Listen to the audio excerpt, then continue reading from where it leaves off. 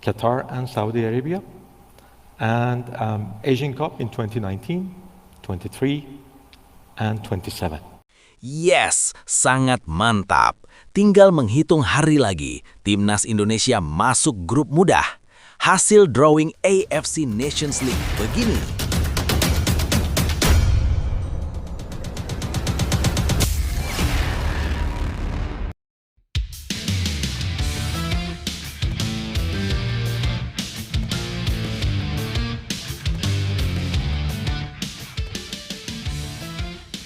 Yes, sangat mantap.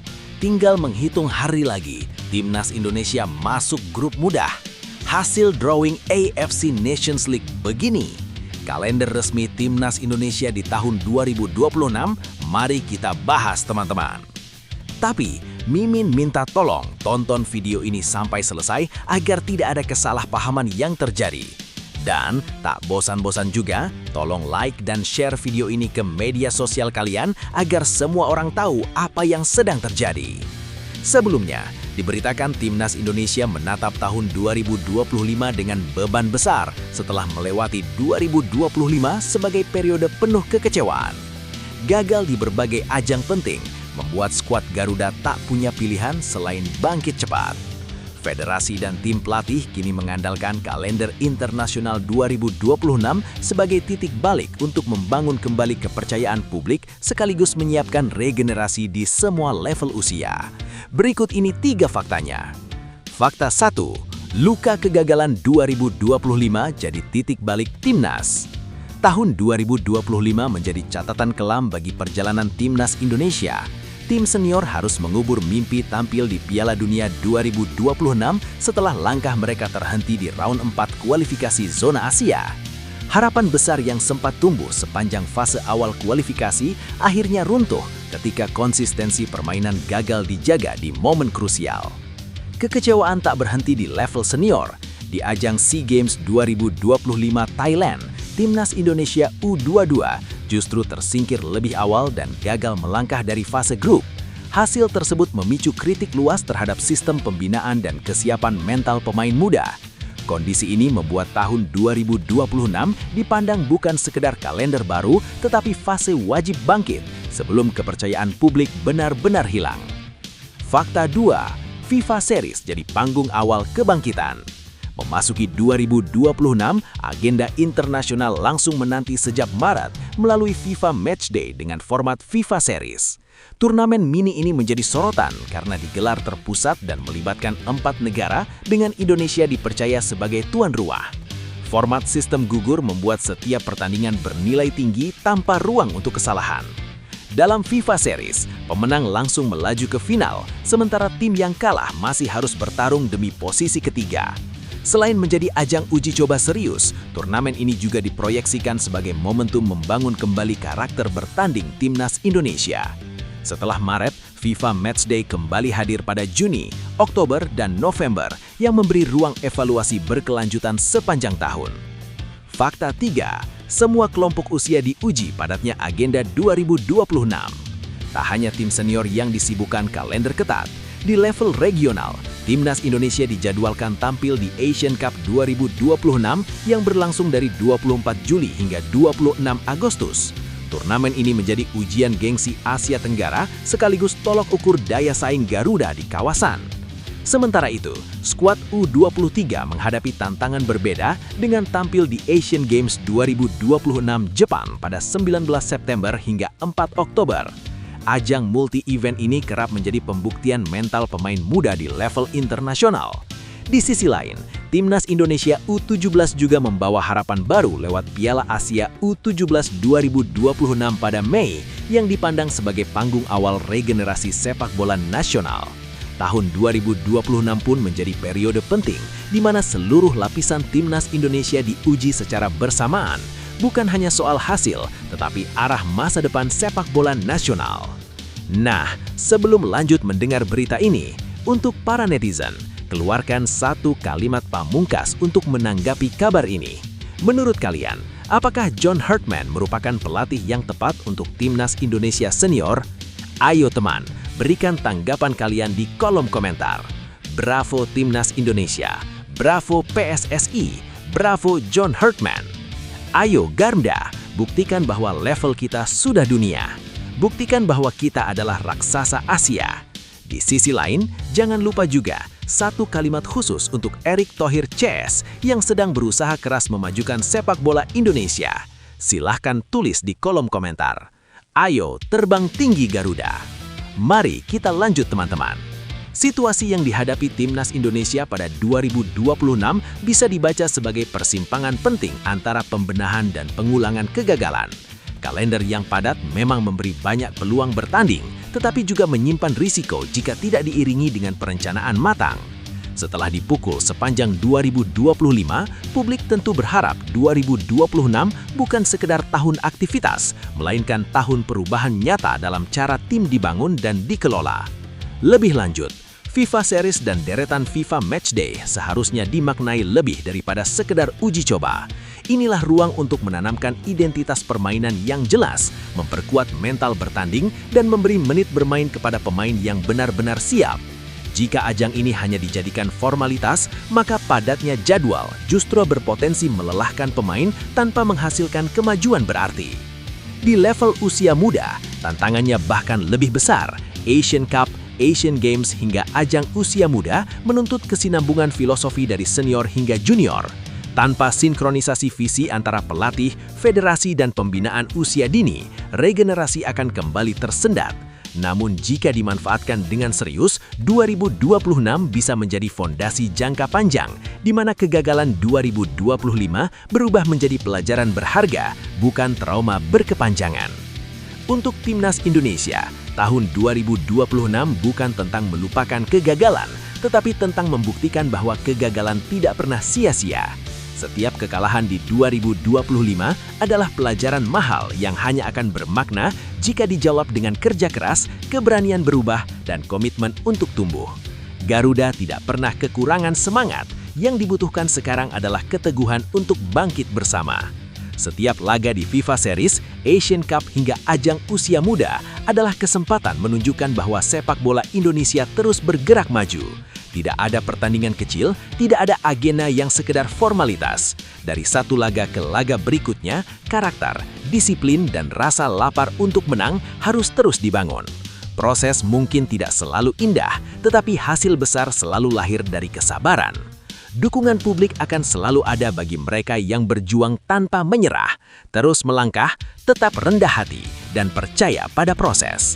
Tahun 2026 adalah panggung pembuktian bahwa Timnas Indonesia mampu bangkit, berdiri lebih kuat, dan menatap masa depan dengan kepala tegak. Garuda harus terbang lebih tinggi, bukan karena masa lalu yang manis, tetapi karena tekad hari ini yang tak tergoyahkan. Aduh gawat, proses negosiasi alot kapan PSSI memperkenalkan John Hartman sebagai pelatih Timnas Indonesia? Sebelumnya diberitakan PSSI hingga awal Januari 2026 belum juga memperkenalkan John Hartman sebagai pelatih Timnas Indonesia, meski namanya sudah mengerucut sebagai pilihan utama. Proses penjejakan yang dimulai dari Inggris berlanjut ke rapat Exco di Jakarta, kini memasuki fase negosiasi kontrak yang belum tuntas. Di tengah harapan publik sepak bola nasional, muncul tanda tanya besar soal kapan sosok pelatih asal Inggris itu resmi diumumkan. Berikut ini 3 faktanya. Fakta 1. Seleksi ketat dari Inggris hingga Jakarta. Proses pencarian pelatih Timnas Indonesia dimulai jauh sebelum nama John Hartman mencuat ke permukaan. PSSI mengirimkan 5 surat undangan kepada calon pelatih yang dianggap layak menangani tim Garuda. Dari 5 nama tersebut, hanya 4 pelatih yang memenuhi undangan dan datang langsung menemui perwakilan PSSI di Inggris. Dalam pertemuan itu, 2 anggota Exco, Muhammad Biritus dan Henry Erawan, bersama Direktur Teknik Alexander Xaviers, melakukan wawancara mendalam. Hasil pertemuan tersebut kemudian dilaporkan kepada Ketua Badan Tim Nasional, Sumarji. Dari proses panjang itu, mengerucut 2 nama besar, John Hartman dan Giovanni van Bronckhorst, yang dinilai paling sesuai dengan kebutuhan Timnas Indonesia saat ini. Fakta 2. Exco PSSI bulat pilih Hartman. Keputusan penting diambil dalam rapat Exco PSSI yang digelar pada 17 hingga 18 Desember 2025 di Jakarta. Dalam forum tersebut, mayoritas anggota Exco sepakat menunjuk John Hartman sebagai pelatih Timnas Indonesia. Nama Hartman dianggap memiliki rekam jejak dan visi yang paling cocok untuk membawa timnas ke level lebih tinggi. Setelah keputusan Exco itu diambil, proses berlanjut ke tahap negosiasi yang langsung ditangani oleh Soemarji. Dari sinilah, publik mulai menunggu pengumuman resmi.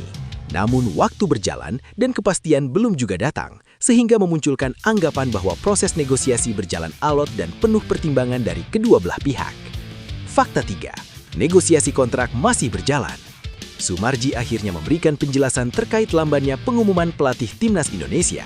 Saat dihubungi, ia menegaskan bahwa komunikasi antara PSSI dan John Hartman masih terus berlangsung hingga sekarang.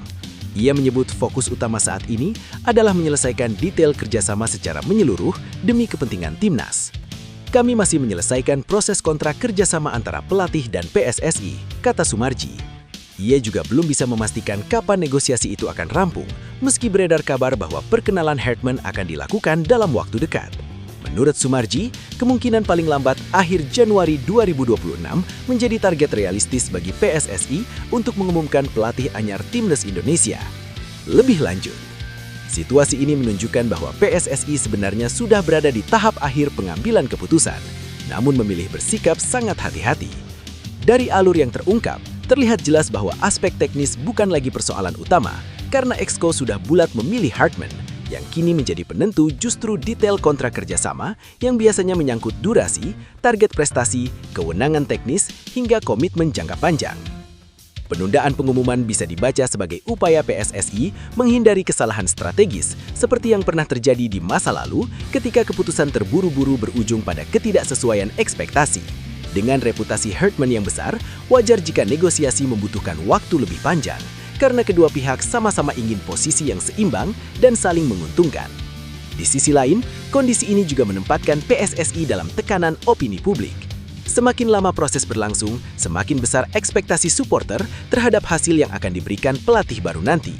Jika akhirnya Hartman resmi diperkenalkan, maka publik akan menuntut perubahan nyata, bukan hanya di hasil pertandingan, tetapi juga arah pembangunan timnas secara keseluruhan. Secara umum, situasi ini masih berada dalam koridor wajar selama komunikasi tetap berjalan dan ada tenggat waktu yang jelas. Namun PSSI tetap perlu menjaga transparansi agar penantian tidak berubah menjadi keraguan. Kejelasan arah dan ketegasan keputusan akan menjadi kunci apakah proses panjang ini akan dikenang sebagai langkah matang atau justru cerita klasik tarik ulur yang menguras kesabaran publik sepak bola Indonesia. Dalam setiap proses besar, selalu ada fase menunggu yang terasa melelahkan dan penuh tanda tanya. Justru di titik inilah kedewasaan sebuah langkah diuji. Kesabaran bukan tanda lambat, melainkan bukti bahwa keputusan yang diambil ingin benar-benar kuat dan bertahan lama. Perubahan besar tidak pernah lahir dari keputusan instan. Ketika fondasi disusun dengan hati-hati, hasilnya biasanya lebih kokoh. Jika hari ini terasa sunyi tanpa kepastian, bukan berarti tidak ada gerak. Bisa jadi inilah masa persiapan sebelum lompatan besar terjadi. Tetap percaya pada proses dan arah yang sedang dibangun. Harapan boleh tinggi, tetapi ketenangan harus lebih tinggi. Selama tujuan akhirnya jelas, setiap penantian akan menemukan maknanya sendiri. Dan ketika waktunya tiba, hasilnya akan terasa jauh lebih layak diperjuangkan. Tahun penuh luka, janji bangkit, Jens Raven menggema. Garuda siap terbang lebih tinggi di 2026. Sebelumnya diberitakan, perjalanan timnas Indonesia sepanjang 2025 diwarnai kegagalan demi kegagalan di level kelompok usia. Dari ajang Asian Championship U23, kualifikasi Piala Asia U23, hingga SEA Games 2025, skuad Garuda Muda belum mampu memenuhi ekspektasi. Namun di balik rasa pahit itu, muncul tekad kuat dari Jens Raven yang berjanji membawa timnas Indonesia lebih kuat pada 2026. Inilah 3 faktanya. Tahun 2025 yang pahit jadi titik balik mental Garuda. Sepanjang 2025, Jens Raven menjadi saksi langsung bagaimana timnas Indonesia berulang kali jatuh di momen krusial. Bersama timnas U23, ia harus puas sebagai runner-up di Asian Championship U23 2025. Harapan meraih trofi sirna di partai puncak meninggalkan rasa kecewa yang dalam bagi para pemain muda yang tengah tumbuh. Ujian belum berhenti di sana. Pada kualifikasi Piala Asia U23 2026 yang berlangsung September 2025, Timnas Indonesia kembali tersandung dan gagal melaju ke putaran final. Puncaknya terjadi di SEA Games 2025 saat Jens Raven dan rekan-rekannya bahkan gagal menembus semifinal setelah kalah 0-1 dari Filipina dan hanya menang 3-1 atas Myanmar. Bagi Raven, rentetan kegagalan ini bukan sekedar luka, melainkan pelajaran mahal yang membentuk mental bertanding ke depan. James Raven bicara pelajaran dan janji bangkit di tahun baru. Menutup 2025, James Raven memilih refleksi ketimbang ratapan. Lewat pernyataannya yang dikutip dari Instagram pribadi, penyerang berusia 20 tahun itu menegaskan bahwa tahun penuh kegagalan justru memberi fondasi penting bagi masa depan Timnas Indonesia. Tahun 2025 ini bersama dengan Timnas Indonesia, banyak pelajaran berharga yang bisa kita ambil, ujar James Raven. Tapi yang pasti, tahun ini telah membuat kita lebih baik dan kita akan kembali berjuang lebih keras tahun depan demi menunjukkan siapa kita sebenarnya dan di mana level Indonesia berada sesungguhnya di turnamen besar. Pernyataan itu mencerminkan tekad seorang pemain muda yang tak ingin larut dalam kekecewaan, melainkan menjadikannya bahan bakar untuk bangkit. Produktif cetak gol dan optimisme Garuda lebih kuat di 2026. Di tengah kegagalan tim, Jens Raven tetap mencatatkan pencapaian personal yang impresif. Mantan pemain Dordrecht itu berhasil mencetak 10 gol bersama Timnas Indonesia sepanjang 2025 dan keluar sebagai top scorer di AFF U23 2025. Catatan tersebut menjadi bukti bahwa kontribusinya di lini depan tetap signifikan meski prestasi tim belum maksimal. Raven pun tak menutupi rasa bangganya mengenakan seragam Garuda. Saya senang sekali bisa menyumbangkan 10 gol tahun ini dan menjadi top scorer di AFF U23, katanya. Ia menutup dengan keyakinan kuat bahwa masa depan akan berbeda. Tahun depan kita pasti akan kembali lebih kuat lagi. Dengan bekal pengalaman pahit 2025 dan optimisme pemain muda seperti Jens Raven, harapan publik kini tertuju pada 2026 sebagai awal kebangkitan Timnas Indonesia. Lebih lanjut, situasi yang dialami Jens Raven dan Timnas Indonesia di akhir 2025 ini menggambarkan fase penting dalam proses pembentukan sebuah tim nasional yang matang. Kegagalan beruntun memang menyakitkan, apalagi terjadi di turnamen besar yang membawa ekspektasi tinggi dari publik. Namun dalam sepak bola modern, fase jatuh seperti ini kerap menjadi bagian tak terpisahkan dari perjalanan tim muda yang sedang dibangun. Sikap Jens Raven patut diapresiasi karena ia tidak sekedar berbicara soal hasil, melainkan menekankan pelajaran dan proses. Pernyataannya menunjukkan kedewasaan mental yang jarang dimiliki pemain seusianya. Di tengah tekanan dan kritik, ia justru menempatkan kegagalan sebagai cermin untuk mengukur level Timnas Indonesia yang sebenarnya, bukan sebagai alasan untuk mencari pembenaran. Dari sisi teknis, produktivitas Raven yang tetap tinggi di tengah performa tim yang naik turun menjadi sinyal positif. Artinya, fondasi individu sudah mulai terbentuk, tinggal bagaimana federasi dan tim pelatih mampu menyatukan potensi tersebut dalam kerangka tim yang lebih solid dan konsisten. Tanpa perbaikan sistem dan pembinaan berkelanjutan, janji bangkit akan sulit terwujud. Pada akhirnya, tahun 2026 akan menjadi ujian apakah rasa pahit 2025 benar-benar diolah menjadi kekuatan. Jika pengalaman gagal ini dimanfaatkan dengan evaluasi jujur dan kerja keras yang terarah, Timnas Indonesia berpeluang menjadikan 2025 sebagai titik balik, bukan sekedar tahun penuh penyesalan. Jangan pernah malu pada proses, karena dari sanalah kekuatan sejati lahir. Tahun yang berat bukan tanda kegagalan selamanya, melainkan bukti bahwa perjuangan sedang berlangsung. Rasa pahit, kecewa, dan jatuh berkali-kali justru adalah bagian dari tempaan menuju level yang lebih tinggi. Setiap kekalahan menyimpan pesan, setiap kegagalan meninggalkan bekal. Yang terpenting bukan seberapa sering terjatuh, tetapi seberapa besar kemauan untuk bangkit dengan cara yang lebih kuat dan lebih dewasa. Mental pejuang dibentuk bukan saat menang, melainkan ketika tetap berdiri tegak setelah kalah. Teruslah percaya pada kerja keras, disiplin, dan kesabaran. Jika hari ini hasil belum berpihak, bukan berarti esok tertutup. Selama tekad tetap menyala dan tujuan tidak berubah, waktu akan menjadi sekutu. Bangkitlah, karena mereka yang bertahan di masa sulit adalah mereka yang pantas merayakan kemenangan di masa depan. Nasib di ujung tanduk, media Belanda bongkar masa depan Ivar Jenner di FC Utrecht. Sebelumnya diberitakan, gelandang timnas Indonesia Ivar Jenner kembali menjadi sorotan tajam di Belanda. Setelah bertahun-tahun dibina di Akademi FC Utrecht dan lebih sering tampil di level junior, harapan menembus tim utama justru kian menjauh. Kontrak yang akan segera berakhir ditambah kritik media membuat masa depannya di klub berjuluk Domstede-Lingen berada di persimpangan jalan. Berikut ini 3 faktanya. Fakta 1. Produk akademi yang terjebak di tim U21. Ivar Jenner sejatinya bukan nama asing di lingkungan FC Utrecht. Ia tumbuh dan berkembang dari sistem pembinaan klub sejak usia muda. Namun perjalanan panjang itu tak berbanding lurus dengan kesempatan di level tertinggi.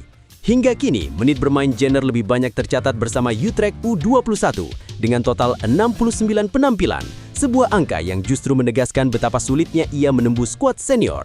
Situasi ini menjadi ironi tersendiri. Di saat klub sedang membutuhkan kedalaman skuad, Jenner tak kunjung menjadi pilihan utama. Media Belanda menilai waktu yang terlalu lama di tim junior membuat posisinya semakin terjepit, terutama ketika Utrecht memilih menjaga stabilitas tim demi bertahan di papan tengah kompetisi.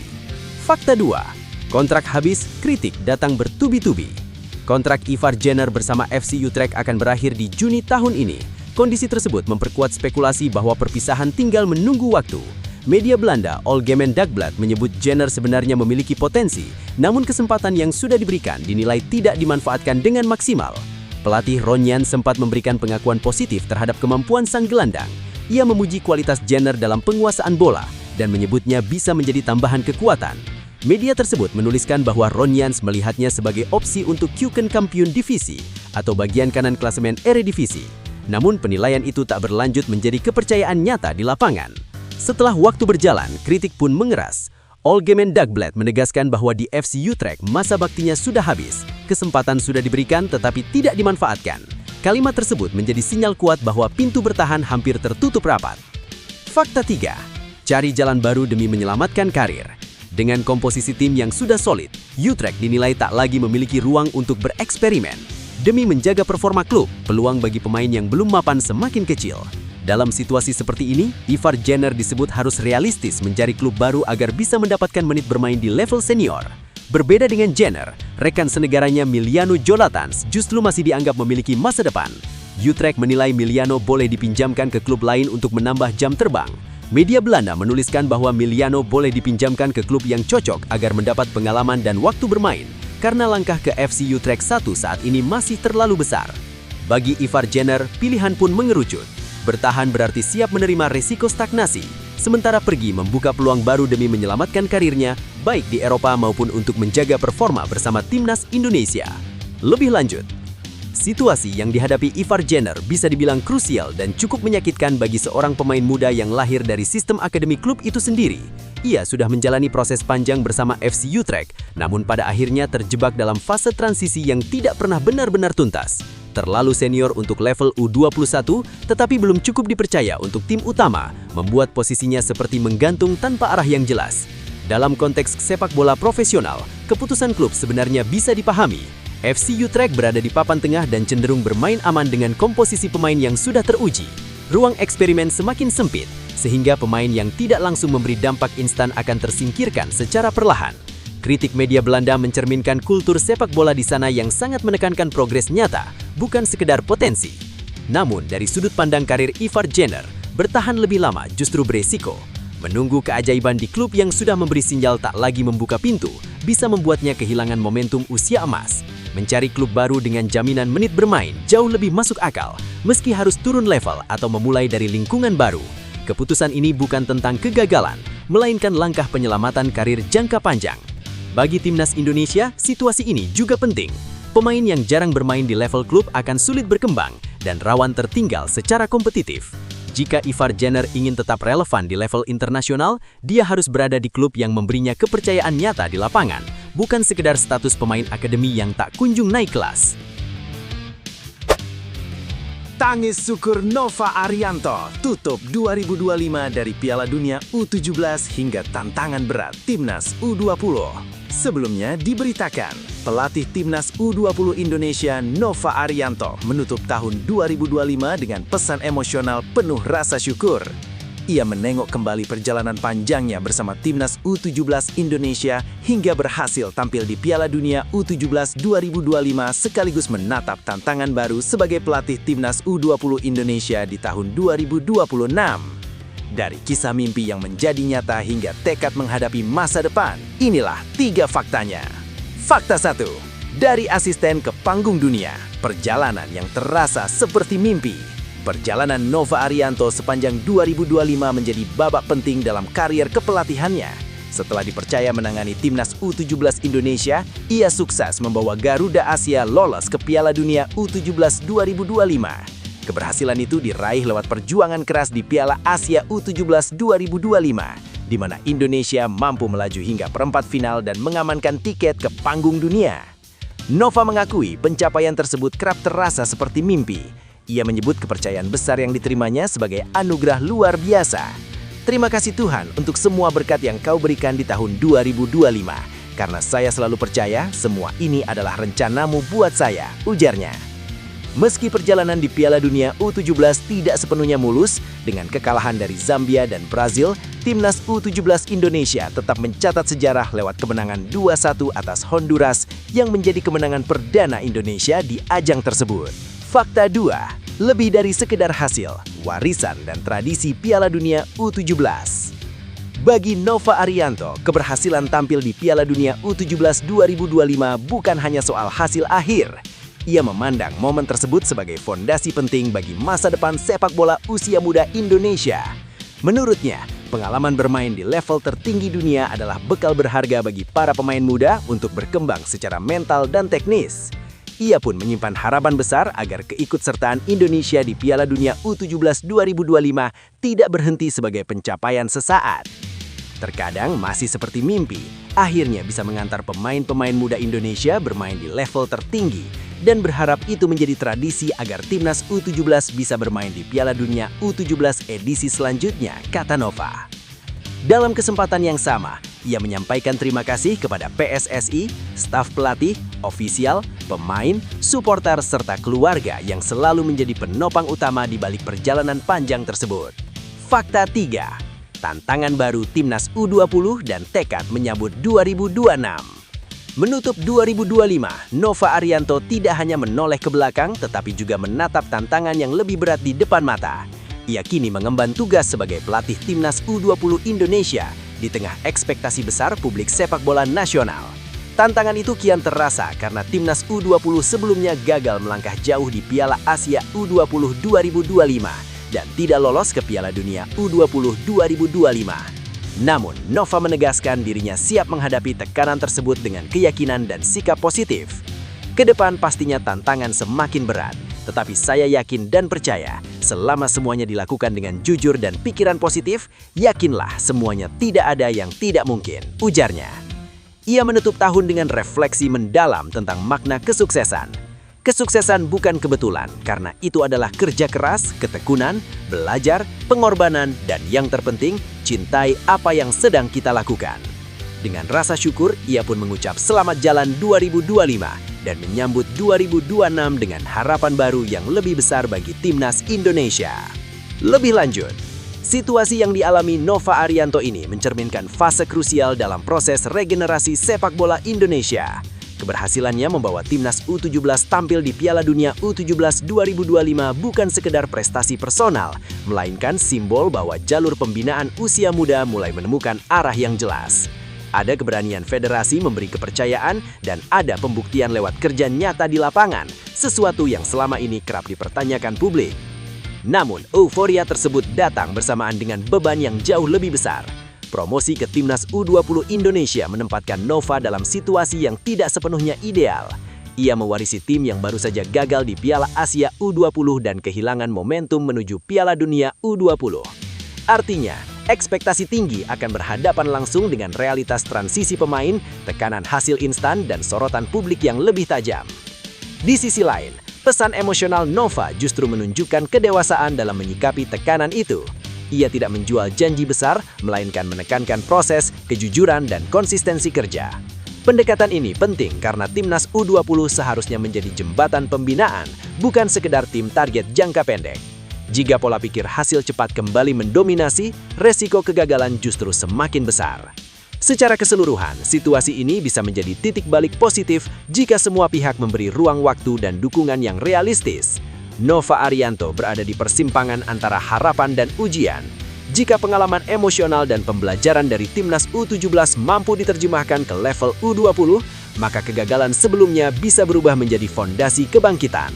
Sebaliknya, tanpa kesabaran dan keselarasan visi, tantangan berat yang ia sebutkan itu bisa benar-benar menjadi batu sandungan besar di awal 2026.